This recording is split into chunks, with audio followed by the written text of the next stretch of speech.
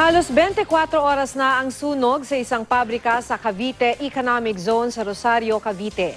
Mahigit 100 empleyado ang sugatan. 10 sa kanila ay nagtamo ng third-degree burns. May 2 namang kritikal ang lagay sa isang ospital. Tinatayang nasa mahigit 5 bilyong piso ang halaga ng nasunog. Makibalita tayo kay Jamie Santos.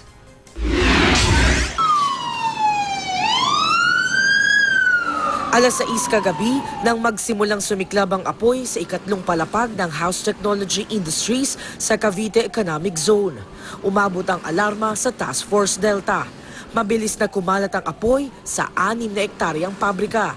Sa inisyal na investigasyon, sa power zone ng pabrika nag-umpisa ang sunog. Biglang nagkalat daw yung apoy dahil katulad nga yung tama yung sabi ni Governor kanina. Andun yung mga pintura, di ba? Yung mga insulator. Madali kasi magkalat ang apoy sa mga ganong elemento. 104 na empleyado naman ang naitalang sugatan at dinala sa ospital. Ang ilang empleyado tumalon para makalabas ng gusali. May mga nagkalapnos din sa kamay at mukha. Bilis po ma'am yung sunog. Malakas yung yung buga ng apoy na may nag-aalaw. Maraming kamag-anak at kaibigan din ang balisang naghihintay sa labas ng emergency room. Kwento ng ilang kaanak, halos hindi na makilala ang mga biktima. Yung paglingon na nila, seconds lang daw. Nasa third floor pa kasi sila kaya yun, nasunog talaga yung ganto niya. Nakakalbo daw yung ulo, tapos nagkakasugat yung mukha. Kaninang tanghali, kritikal pa rin ang lagay ng ilan sa mga dinala sa ospital. Ayon sa lokal na pamahalaan, 3 pang empleyado ang nawawala. Ipinag-utos na ni Cavite Governor Boying Remulla sa kumpanya na gumawa ng inventory ng lahat ng kanilang empleyado para matukoy kung may iba pang nawawala. Pinauwi naman na ang mga empleyadong nagtamo ng minor injuries. Nangako naman ng kumpanya na sasagutin ang pagpapagamot ng mga nasugatan.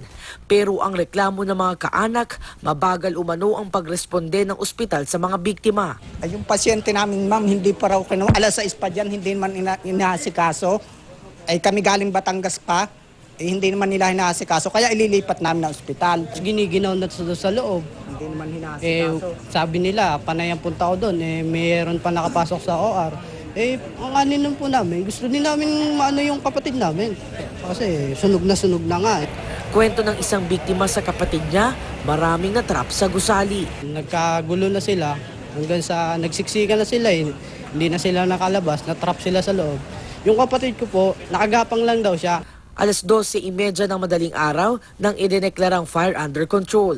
Nasunog na rin dati ang gusaling ito 4 na taon nang nakakaraan. Iimbestigahan pa ngayon kung may pagkukulang ang kumpanya sa fire safety. Hindi kasi sakop ng Bureau of Fire Protection ang Philippine Economic Zone Authority o PEZA. Iti-turn over na rin ang investigasyon sa BFP National Headquarters at SOCO. Kung may nawawalang kaanak, maaring pumunta sa help desk sa Gate 5 ng Cavite Economic Zone. Sunog din ang gumimbal sa Araneta Village, Potrero, Malabon alas 10 kagabi. Isang bahay na nagsilbing imbaka ng motor parts ang nasunog. Umabot ang sunog sa ikatlong alarma. Patuloy na inaalam ng mga otoridad ang sanhi ng sunog. Ayon sa Bureau of Fire Protection, walang naitalang nasaktan sa insidente. Jamie Santos, GMA News.